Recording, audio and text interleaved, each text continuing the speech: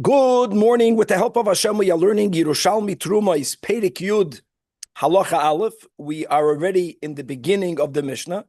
We're learning today Daf Tzadik Aleph, but we're going to begin on Daf Tzadik Amid Beis, Mamash at the end of the second to last line of the Amid.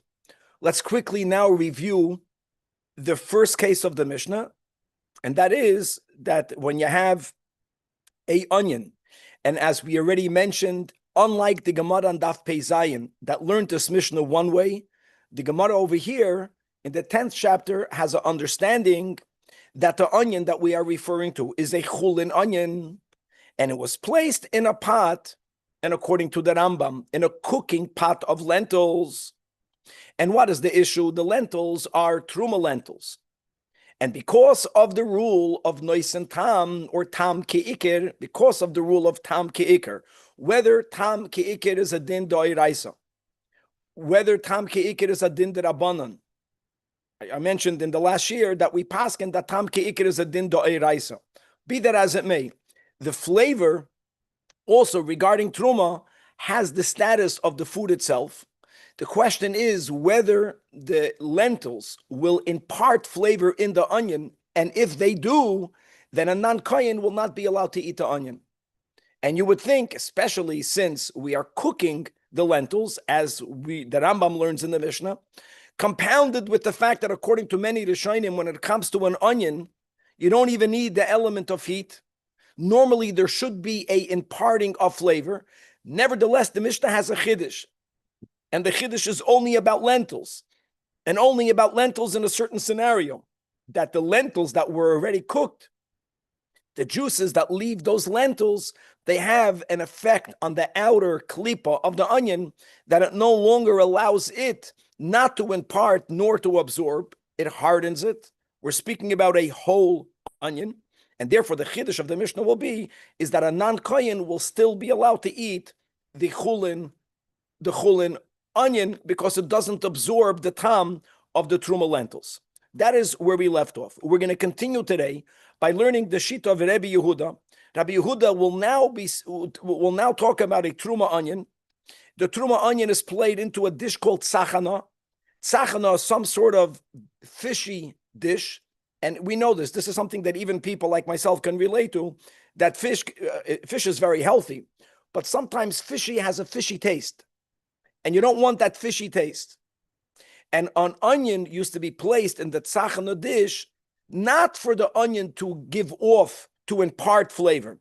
It's placed in the fishy dish to absorb the foul, fishy smell flavor. It absorbs it.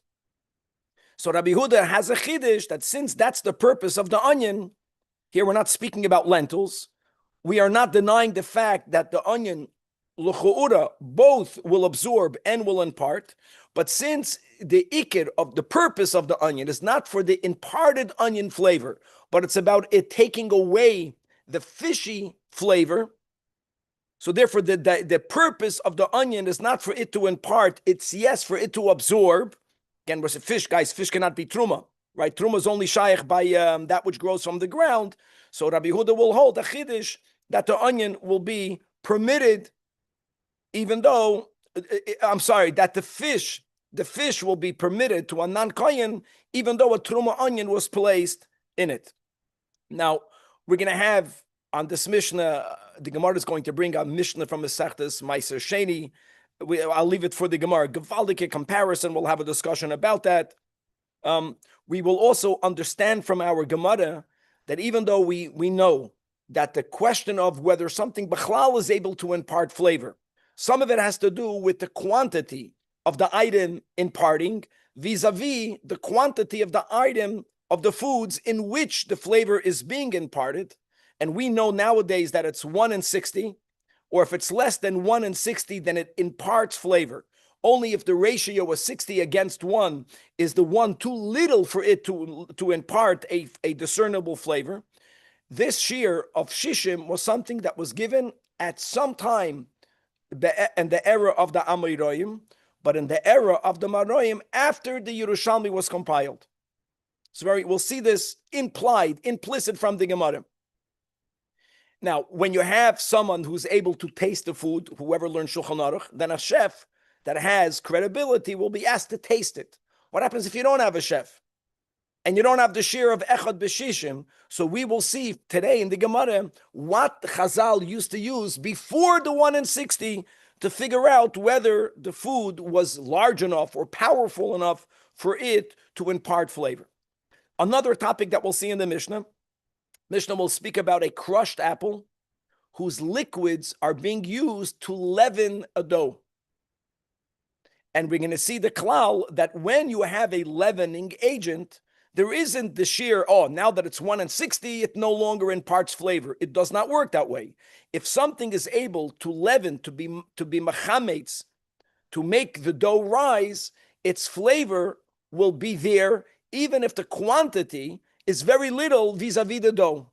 So we're going to talk about this crushed apple of truma that was placed inside a dough, and as we will see, that dough will always be usher to non-kohanim. The Gemara will bring a braisa that will bring the shita of Rabbi Yosi that say that the dough will be permitted. So we're going to have some discussion about the item that's being machametz. We will also have to mention me'inyan le'inyan, something that we learned in Masechta Shabbos regarding cooking. Chevra, we're not allowed to cook on Shabbos, but the cooking that's usher on Shabbos is cooking on fire. Question is, what happens? 2 examples of the Mishnah. If you place a raw chicken egg, you place it you put it beside a hot kettle that's not on the fire anymore, but the kettle is boiling hot, and this somehow will roast the egg a little bit. There's a machlokes tanoim whether that's permitted or prohibited. Tanakama holds midrabanan it's asur, and Rabbi Yosi holds it's mutar lachatchila. Or if you have a scarf, we're speaking now about the desert. The scarf was heated from the sun, so it's very hot, and you want to crack an egg open. I'm not talking about the hygienic part of it, just about the cooking part of it. And you want that egg, if the egg will be placed on the scarf, it's going to somehow become a scrambled egg, a sunny side up egg. Again, Chachamim say it's asur, Rabbi Yosi says it's mutar, and we're going to compare it to this Rabbi Yosi versus our Mishnah about this apple juice, amazing, that's leavening the dough, whether it's problem for a kohen or not problem for a kohen. And the final case in the Mishnah, I know I'm going out of the order, Mishnah Gemara, but we're putting it all together, is when you have truma barley that fell into a pit of water. The barley imparts a spoiled flavor into the water. That's called Noisan Tam Levgam, right? Whoever learned Yeredeya. Our Mishnah says the water will be permitted to a non-kohen, even though there is the flavor of the barley, but it doesn't better the taste of the water. It's to the detriment of the taste of the water. And the Gemara, will see how far we'll get, will actually bring for us, and for those of us who learn smicha, you probably learned this and maybe you forgot it, that really there is a machlokes tanoim regarding noisan tam levgam. We paskin noisan tam levgam is mutter. Certainly mutter b'di'evet. Certainly, we don't say it's mutter lechatchila, but it's mutter b'di'evet. Really, Rabbi Meir holds noisan tam levgam is aser. It's Rab Shimon, like whom we paskin, that says that noisan tam levgam is mutter. There's a machlokes amoyroyim b'shitas Rab Meir, and we'll see how far we'll get into that. And that's a great synopsis, if I may say so, of today's daf. Daf Tzadik Amid Beis at the end of the Amid. So the first case, again, I'm reminding ourselves of the first case because the Gemara will go back to it, is that you had a chulin onion that was placed into a boiling pot of lentils, and our Mishnah holds that the onion is allowed to be eaten by a non-kohen. Next case in the Mishnah is Rabbi Yehuda mater b'tzachana. Now Rabbi Yehuda's case has to be speaking about the onion of truma, because tzachana is a dish that's made out of small fish that's marinated in brine, and it has a fishy flavor that we want to get rid of. I know that I was taught to put lemon, whether it's effective or not, maybe psychologically, to me it helps. What they did over there is that they would put an onion in it. But the purpose that they would put, now I'm saying that there has to be the onion is of truma, because there's no such a thing as truma fish. Guys, right? Truma is only, we already spoke about the machlokes rishonim, whether it's only on the grains and olives and grapes, on grains, olives, and grapes, on all the fruits. That's the max. Midoiraisa, midrabanan, even on the vegetables, on the legumes, not on fish. So the issue here, even though according to our Perek Yud, the first case is the onion is chulin, here the onion is truma, and you place it in the fish. So what's the issue? The issue is that if the onion imparts flavor in the fish, then the fish should be usher to be eaten by a non-kohen. Rabbi Yehuda matir b'tzachana. And that's a big chiddush. Why does he say that? Because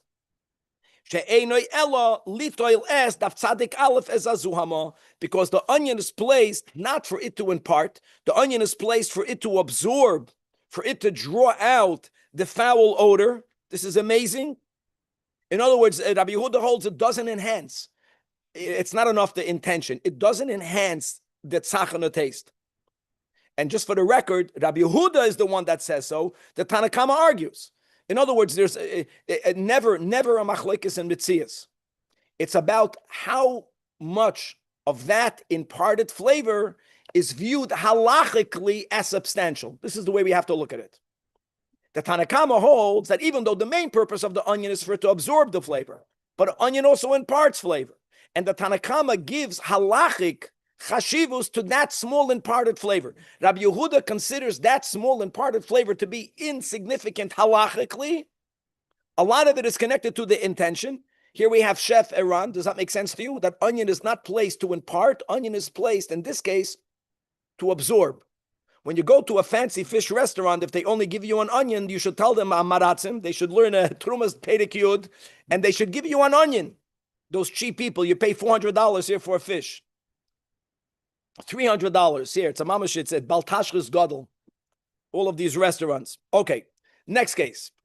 Tapuach. I came from Sydney. The food over there cost a third of the price than here. You pay for ambience. L'chaim.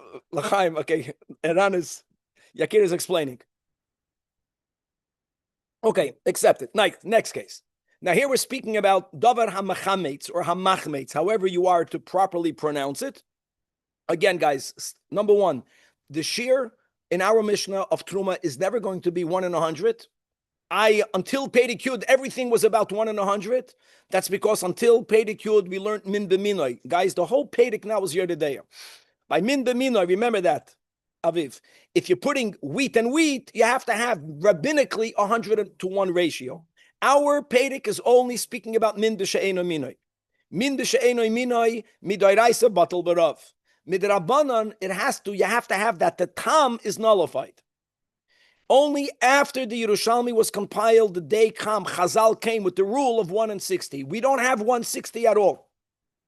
So that's the issue. Was it nice and tam? Was it not nice and tam? That there is some sort of ratio, which now is 1 in 60. If the item that's imparting flavor is not leavening the other item in which it was placed. But if, in our case, you have an apple, they crush the apple, and as the Gemara will clarify, you're taking the liquids of the crushed apple. And that's something that's halachically a weak leavening agent. It's not a bona fide, full-fledged leavening agent like so'oir. It's not like yeast. That's why it's going to be subject really to a machlokes tanoim. And you place it inside a dough. Now, obviously, we're speaking about an apple that's truma. You got it, Aviv? And the dough is chulin. Since it leavens it, it makes it rise. Theoretically, there is no amount for bittul. I don't care how little the liquid of the apple. I don't care how big the dough. Since it's machametz it should never be bittul. V'chimtza, so that our Mishnah says, anachanami, harezu asura. That's the big klal. All of these things, guys, we learned in Smicha. We learned in Yeridea. Okay, and now the final case in the Mishnah is Nois and Tam Lev Gam. And I'm happy that we'll just finish with it and we'll continue tomorrow with it because Nois and Tam Lev Gam is such a consequential concept today when it comes to Yeridea. Almost all of the shilas that you're going to get in a kitchen where they mixed, we don't have treif in our kitchens. Much less common for someone accidentally to have treif. The more common today is when there's a mixture of basar b'cholov. And one of the first things you have to know is, right, the first shaila, this spoon went into that pot. When did they use the spoon? When did they use the pot? Because we paskin that after 24 hours, the taste that is imparted is detrimental or not as beneficial. That's called nois and tam lipgam. I want to make it clear that if the issue is the ikir, not the tam, there's no such a thing as nois and tam levgam. There's a huge difference between something that's inedible and a chanami. If you have a bug and the bug already rotted or deteriorated, however you want to use the right word, there, at some point when it's eino roya lamachal adam, only by Pesach is lamachal achilas kelef. Normally lamachal adam, that's not called oichel. If it's considered oichel, even if it has a horrible taste, it's a problem. We never say, "Ooh, the bug is in the soup, you can eat it," because nois and tam levgam. Never. Nois and tam levgam is only said never on the ikir, only on the tam. Whoever learned smicha, I hope someone told you that, because I remember who told me that, and it was so good to hear it, even though you get it yourself, just to have these words. If the issue is not the ikir, if the issue is only the tam, even though we paskin that tam ke ikir midoy raisa, right blood, good words. So now, by the tam, we say that if the tam is a tam pogum, which is what we always say by bugs, right? You have a fly in your soup, remove the fly. You're not concerned that it was in your spoon. In the spoon, there wasn't 60 against it. Because tam levgam, you can have it. I'm not saying you should. I'm saying halachically you can have it. That's the source of Noisan Tam Lavgam over here in the Mishnah. So the case the Mishnah gave is you had barley. The barley is truma barley. The barley fed into a boir of mayim, not into a be'er, into a boir, dafka, because if it fell into a be'er, the water is flowing, nothing will happen. Here, the water is contained. And barley imparts flavor in the contained water. And objectively, halachically, we are saying that the taste of barley in water is to the detrimental, it's detrimental to the water. It's poigim the water. It doesn't upgrade the water. It's like sugar or whatever.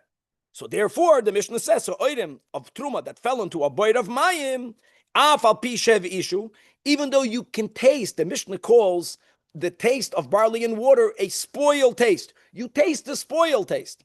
Means you are toyim the tam of the barley. So what? That's the point. But it's spoiled. Meim of mutanim, meaning even to a non-kohen. Nois and tam levgam is allowed to be consumed. Another detail today, just saying halacha today, we say nois and tam levgam is only a din of b'di'evet, not a din of lechatchila. It's not what our Mishnah is saying. When the Mishnah says meim of mirutanim is a din of lechatchila, it's a big difference. Beef.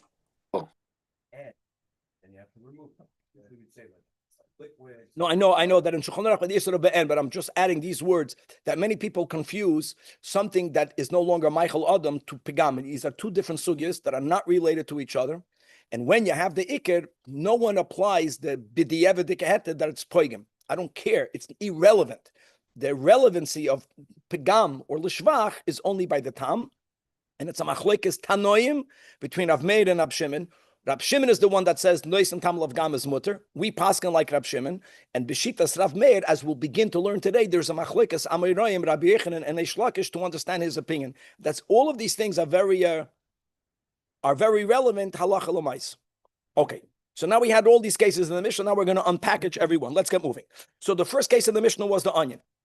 And the onion in our Mishnah, in the first case, is an onion of chulin, and it fell into lentils. We spoke about the Maisa with Esav and Yaakov. We gave our 2 cents. So batzel shenasani al l'toich hadoshim, and the Mishnah was machadesh that if the onion is whole, like the Gabe corrected me, not wholesome, whole. If the onion is whole, then listen to the issue. The issue is whether the lentils of truma imparted flavor in the onion. Because the topic of imparting flavor aviv isn't only imparting, it's imparting and absorbing. It's a two-way street. Poilet and boileya. Remember that. So here the issue will not be about the onion imparting flavor. The onion is chulin. Is that the lentils, the tam of the lentils, l'chu'ura, are absorbed in the onion? The Mishnah says it's not. So Rab Chizkiah said that Rav Acha said in the name of Rav Ba, which is Rav Abba, Bar Mamol, that Masni saw that our Mishnah is only speaking about a case, not that you place the onions and the lentils raw in a pot and you cook them together. Then our Mishnah would not have this din. Our Mishnah has this din only first you cook the lentils. To what point? That they already released their moisture. And that's, as we explained when we learned this a few daf ago, that there's something unique about the moisture of lentils when it gets in touch with an onion, not with anything other than, only with an onion, that it hardens the outer klipa of the onion, hardens it in a way that it does not allow the onion not to absorb nor to impart from the inner part of the onion. The outer layer still has some koyach, but it no longer is able to fully secrete its juices nor absorb into its pnimius. Because this moisture of the lentils, the word soifid means it hardens, congeals. It congeals the outer layer of the onion. Shelo yivla, in our case, shelo yivla, because our issue is about absorbing. So the chulin onion is not absorbing the tam, the taste of the lentils. Now, says Rab Chizkiah, b'shem, that's even though our Mishnah is speaking about in that direction. Our Mishnah is saying that what? That adoshim tsoiftos oisoi, and therefore it no longer can absorb from the truma lentils. So now we extrapolate, or the kavasei, the same thing will be in the opposite. Not the case of the Mishnah, but in the opposite. What will be in the case that the onion is truma and the lentils are chulin? Can a non-kohen eat the lentils? Same thing, yes. Why? Because adoshim tsoiftos, that moisture that already left before placing the onion in, now that you have that goo in the pot, it's going to harden the outer shell of the onion. Now that it's congealed, shelo yitain, not only it will not be boileya, it's not going to be giving, it's not going to be imparting. And therefore the tam of the truma onion will not be imparted in the chulin lentils, and non-kohen can have the lentils. Says the Gemara, Masnisa, well, when you are saying that from our Mishnah, you can know the opposite case, and under the Verter, when you learn the Mishnah, our Mishnah is speaking about a chulin onion. How do you know that? When you read the Mishnah never said the word chulin, not benegeya, not truma. How did you know to learn the Mishnah one way? I know it's both ways. This is not a halachic question. It goes both ways. But the Gemara wants to know, why are we learning the Mishnah the way we learned it over here? And why not learn it the way we learned it on Daf Pei Zayin? Masnisa b'batzos chulin shenasan l'tech l'shel truma. Avol b'batzos shel truma shenasan l'tech l'shel chulin. But regarding the opposite case, the onion is of truma and the lentils are of chulin. Loy b'da. Our Mishnah is not speaking about that case. That's why you needed to have an amoida to say, even though our Mishnah is not speaking about our case, the halacha will be the same. But why are we learning the Mishnah that way? Look inside the Rashi Ilio. At the end of the right column, that, right, second to last line. He has gavaldik diuk. Hainu mishum diktanei. I want to read the whole. The Mishnah writes, what are the words that batzel shenasanei l'tei chadashim? So the Mishnah says im shalem. If the im shalem means the onion, the Mishnah says the words muter. Muter is lashon yachid. So what's muter? If the onion would be of truma, the onion cannot be eaten by a non-kohen. The question will be regarding the lentils. Then the Mishnah should have said mutarois. That's what the Rashi Ilio says. No, it's pashut from the digduk. From the digduk, we understand that our Mishnah is speaking about the onion is of chulin. The other way, loy beda. That's why you need an amoida to say, even though our Mishnah is not talking about it, but the logic is the same logic. And now a lot of qualifications to the rule in either direction. We learned this on Daf Pei Zayin. Number one, our Mishnah is only speaking about an onion that prior to placing it in the pot, the onion was already yavish. However you define yavish, I don't know how to do this with poyel mamish. What's called a dry onion, what's called a moist onion, ich weiß nicht. Aval belach, if the onion is moist, then it doesn't help. Then the lentils are not strong enough to harden it enough for it not to be poilet or boileya. Another din that our Mishnah is only speaking about batzel, dafka about an onion. Aval bekaflutais, kaflutais are leeks, and leeks are very consequential, as we'll see in a moment. There is a halachic commonality between onions and leeks. Not here. That's why the Gemara has to say it, and we'll see that that's very important. Aval bekaflutais, when it comes to leeks, they don't get hard enough. Bein lach, bein yavish, bein shalem, bein mechutech, whether they're whole, whether they're cut. Always, the other one will be asur to a non-kohen. I wanted to remind everyone, if the quantity is so little today that it's not, that you won't taste the flavor, it's not going to be a problem. But normally when you cook things together, right, Aaron, why would you put something so small if it won't impart flavor? Why would you do that? It's almost given as a given that when you're cooking something, the chef knows what they're doing. So when they placed an onion in the lentils, when they placed the leek in the lentils, they placed it in there because they know that the onion will affect the taste of the whole dish. Another din. Hever pitumtoi. If you remove the pitum of an onion, now you know an onion, not just an esrig. And if it's from Yaniv, there is no pitum. No, every onion. A pitum just means the top little. So if you cut off the top, I cut off the top to take off the klipa. I don't want to have that in my food. So it's probably a common thing that you cut off the top of the onion. Once, the onion can be whole. Whole means you did not cut off the top. If you cut off the top, then it's as if you sliced up the whole onion, and then it will impart flavor and it will absorb flavor. Another din, independent of the quantity, simply about the size of the onion, the amount of the lentils. One onion that's whole, that's hard, will not impart or absorb. The moment you have 2 or 3, even though the 2 or 3 have the same size as the one big,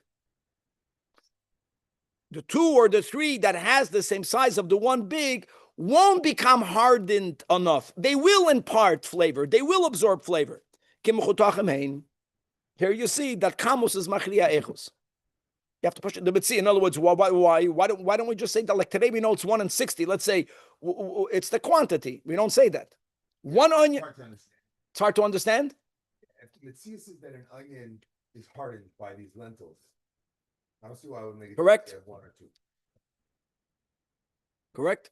There's different explanations from the Rambam. More sense.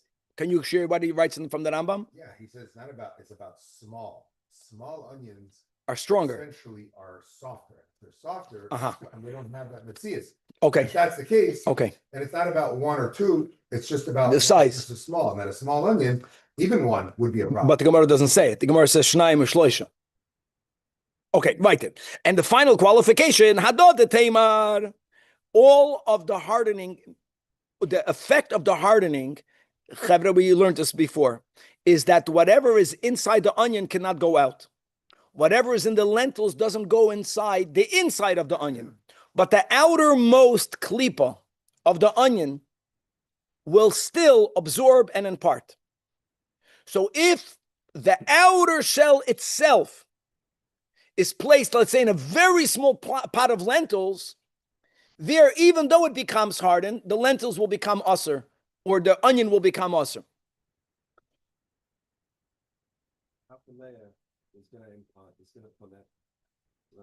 The outer layer of 2 and 3 are probably smaller. Maybe he's saying if 2 and 3, the outer layer is bigger. You have to know the math over here. Maybe 2 or 3 means the outer layer is more. Thank you. That's a good spot. The klipa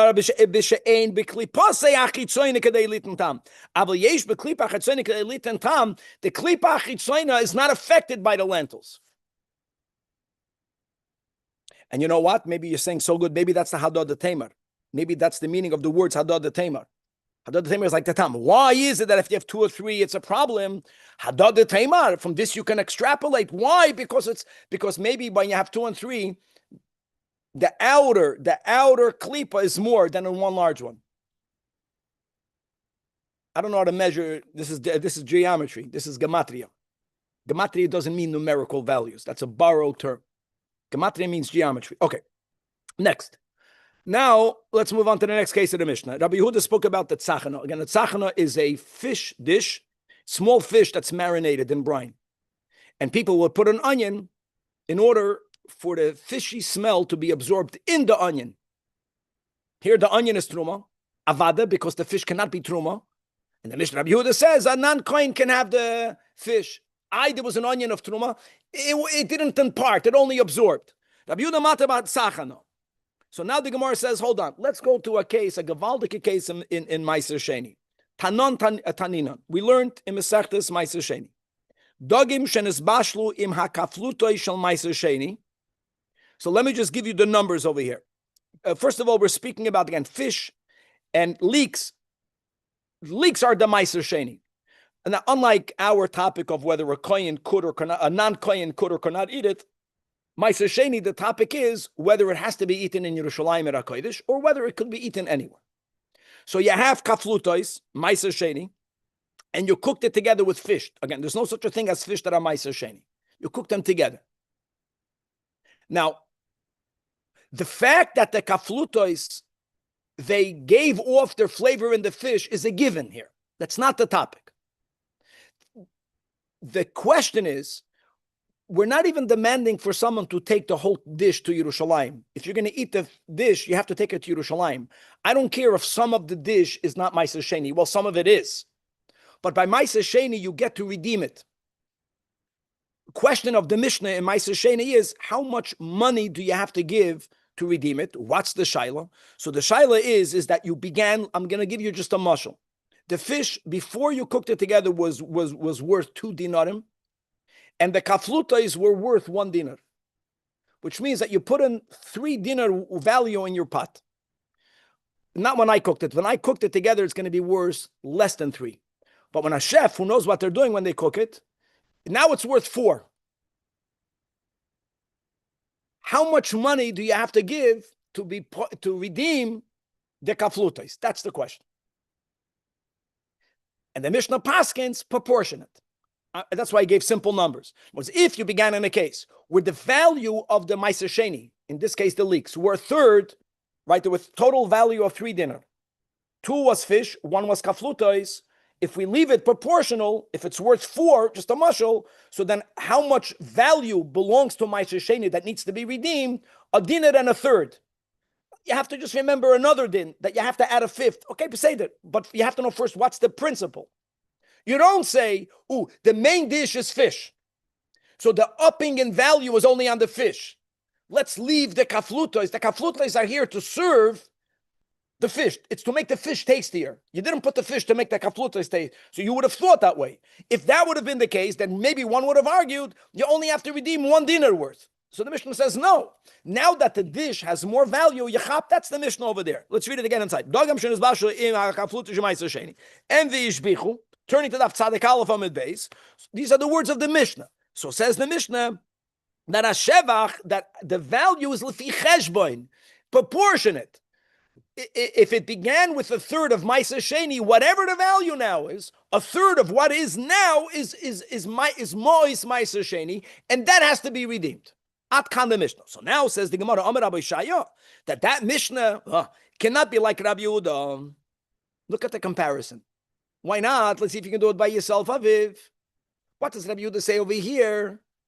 That the onion does not add any tam in the fish. So masnis like Rabbi Yehuda, because the Taninan over here we learn in Trumas Daf Perek Yud Rabbi Yehuda Mata Betzachana, because he says she'ein elolitel asazuama. Somehow you have to be a chef over here. We understand that leeks are also placed together with the fish primarily to move the fishiness of the fish dish. It's not there be'iker to add flavor, like the onion, and therefore, according to Rabbi Yehuda, we would not say that now that the whole dish is worth 4 dinar, we consider a third of it to be Ma'aser Sheni. We won't view it that way. Because since the leeks are not placed in that fish to impart its flavor, it's only there to remove the fishy flavor, the upgrade of the value of the fish is attributed to the fact that it doesn't have a fishy flavor. But you can't give that value into the leeks. The leeks are only worth 1 dinar. According to Rabbi Yehuda, since the purpose of placing the leeks is not to be nois and tam, it's only to remove, so the up... Okay, that's what it is. No one is going to debate in our Mishnah that when you put the onion in the tzachana, that some of the onion flavor will go in there. That's why there's a machlekes tanoim, as we'll see in a moment. These are very deep concepts. Okay, now, yeah. Couldn't one say, well, actually, it does go with Rabbi Yehuda. Yehuda is talking about sakana, where it's not there, it's impart flavor. And in case it leaks, it doesn't. So therefore, it must be that our Gemara understood the same thing. That's a given. That our Gemara is beginning on that premise. You're challenging the premise. The Gemara doesn't have that. The Gemara has a premise that the leaks in that Ma'aser Sheni was primarily there to remove. I think when it comes to fish b'chlal, the issue of a chef with fish is that the fish has in it some sort of zuhama that you want to remove. Okay, let's go weiter. Now, Rabbanan the Kisaran Boyen, based like we mentioned, I'll say it right now. The concept of nois and tam is echad in nuntes, and once it's echad b'shishim, there isn't a nois and tam. That was a conclusion that they came to during the era of the Amoraim, not in the earlier era, not in Yerushalmi. When you have a chef that's trustworthy, which is what we have in Yeridea, right? Did it impart flavor or not? Then a goyish chef by kashrus can eat the treif and tell you. If you don't have a chef, what do you do? So we pass an echad b'shishim. They didn't have echad b'shishim. So they had a different formula. And it was b'shem Rabbi Yochanan. What was his formula? That kol ho'isurim b'sharen oison, kilu batzel, kilu kaflut. That was the rule. The rule is that an onion and a leek, somehow there's something unique about them. Any type of food that was placed little in a lot, let's say the little was a problem, the lot is not a problem, treif and kosher, you want to know whether the non-kosher, the treif made everything else treif, make believe as if it was an onion. If that amount of onion would impart flavor, if that amount of leek would impart flavor, that was Rabbi Yechanan's rule. Then the whole dish is a problem.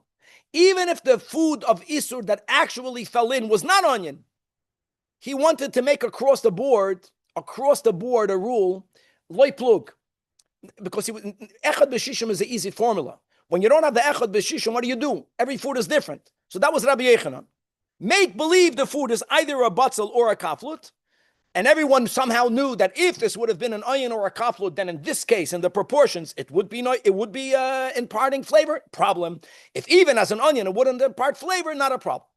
That was what Rabbi Yochanan said. So said the Chachamim of Keisarin that Rabbi Yochanan's statement cannot follow Rabbi Yehuda. Why is that? Because Rabbi Yehuda, all he said was, see to it as if it was an onion or a leek. That fell into what? He didn't say into what. Into anything, including fish. According to Rabbi Yehuda, something that was put into fish doesn't impart flavor. Its koyach primarily is to absorb the flavor. So the fact that Rabbi Yochanan didn't exclude fish, it must be that Rabbi Yochanan doesn't paskin like Rabbi Yehuda. Rabbi Yochanan holds, doesn't matter, even in fish, an onion imparts flavor. Okay, and the final statement in the Gemara is that even Rabbi Yehuda, that's so lenient, will be moide that if the issue is not truma, if the issue is of hegdish, or if the issue is of avodah zarah, if the batzel is of hegdish, or if the batzel is of avodah zarah, and it fell into a dish, that it will make the entire dish problematic, either hegdish or asur as avodah zarah. The huge difference between truma and hegdish and avodah zarah, the big difference, I know that hegdish is more chomer by tum and tara, it goes a step further. It's not about that. Or avodah zarah is asur b'mashu. It's not about that. It's whether the isur is only of achila or if it's also of hana. And hegdish and lahavdal avodah zarah is asur b'hana. So even if the batzel is only there to absorb the flavor, you're getting hana from the fact that hegdish or the avodah zarah absorbed. We are machalik in our Mishnah because the problem is eating it. When it comes to eating it, Rabbi Yehuda argues the tam is not there. Okay. Next. Says the next case in the Mishnah.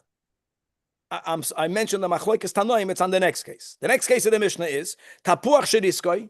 That's the way we do it. They would crush an apple. Those, what's it called? They called it in England, the apple cider. The apple cider in England was alcoholic, right? You see that the apples can ferment. So here you have a crushed an apple, and it was placed, the Gemara will clarify, its liquids were placed inside a dough for the purpose of making the dough more leavened, and v'chimtzoi. So the Mishnah says, here, harezu asura. In other words, as we spoke out, and in Halach and Shulchan Aruch, that a leavening agent, even in the smallest amount, is something that's consequential. So if the leavening is non-kosher, and it was placed into a huge amount of kosher, none of it is kosher. We don't say echad b'shishim, because it's machametz. Davar ha-machametz is not batal. And that's basically the rule of the Mishnah. Says the Gemara. First of all, I want you to know, Tani, we learned Rabbi Yossi is mater. And why is Rabbi Yossi mater? Not because Rabbi Yossi argues with the rule. Everyone agrees that a davar ha-machametz imparts flavor. But apple cider is not so machametz. It's a weak chimutz, or it's an incomplete chimutz. And there's a machlokes tanoim whether that's halachically consequential or not. Furthermore, says the Gemara, Rabbi Acha says in the name of Rabbi Bo, in the name of Rabbi Yossi ben Chanina, ma pligin, where do we have a machlokes? Our Mishnah and Rabbi Yossi only b'machametz b'meimah. Only if the liquids were used, the liquids are something. They're incomplete, but they're something. Avol b'machametz b'gufay, but if someone crushes apples and he uses the apples themselves, they're mutter. Everyone will agree that the dough is permitted, even our Mishnah, because the apples themselves are nothing. It can't be a nothing, if not, there won't even be a chiddush. Once everyone agrees to this concept that an incomplete davar hamachametz halachically is inconsequential. What's called incomplete? That's what the Gemara is saying. Now we are comparing Rabbi Yossi here and Rabbi Yossi Masechta Shabbos, like we mentioned. Can you put an egg on Shabbos near a kettle of water that's off the fire? Can you crack an egg open on Shabbos and place it on a scarf? The scarf is 104 Fahrenheit. The scarf is in the desert. What heated the scarf makes no difference in Masechta Shabbos, whether it was heated by the sun, whether it was heated by the fire. Right now, there's no sun and there's no fire. Tanakama holds me that Rabbanan it's also Rabbi Yossi is mater. The Gemara says, you see, Rabbi Yossi l'shitase. Kamo the Rabbi Yossi Amar Tamon, just like Rabbi Yossi says in Masechta Shabbos. And we're going to go with the Girsa. That since ein tavshiloi tavshil barur, that's why it's mutter lechatchila to place it near the egg, near the hot kettle of water. Epis, it affects the egg. It's not called a tavshil barur, gavaldik, right? It fits. Kain hu oimer hachi. Same he says over here, that since when it comes to the juices of the apple, since ein chimutz barur, Rabbi Yossi is mater. Beautiful. And the final case in the Mishnah is the Sa'odim. And let's begin. So the Mishnah gave a case where you have Truma Sa'odim, and it fell into a boil of mayim. Even though you can taste the spoiled taste in the water, you taste the barley in the water, but it's a spoiled taste. Therefore, the Mishnah says you can drink the, not even a non-kohen can drink the water. Huh? So beer is not spoiled, but you got used to it. You pay for it. You pay for the ambiance. Yakir will say, not for the beer. The beer, the first time you have beer, whoever had beer the first time, it's a mamash davara pogum biyosim. Okay, anyways, kol noisnei tam. So now let's begin with the brais. So now we're going to learn that really the concept of nois and tam levgam is a machlekes tanoi. Kol noisnei tam. If the issue is not the ikir, if the issue is only the imparted flavor, so bein lishvach, bein lipgam, listen to these words. Whether that flavor upgraded, whether it improved, whether that flavor was detrimental to, made worse. In either case, asur. Now, can our Mishnah follow Rav Meir? We're not going to have enough time to get in. That we're going to begin tomorrow. But just beginning. Rav Meir Befeidish says, Nois and Tam, bein l'shvach, bein pegam is a problem, is asur. Rab Shimon, we paskin like Rab Shimon. Shimon Oimer, only l'shvach asur. I mean, even if you're going to say tam ke'ikir is asur midoy raisa, even there, if it's lipgam, it's mutter. You don't say if it's asur doy raisa, so it should be asur midarabanan. No. Nois and tam l'shvach is a problem. If it's poigim, it's mutter. Now, let's get one word over here. Amar Rab Shimon ben Lakish.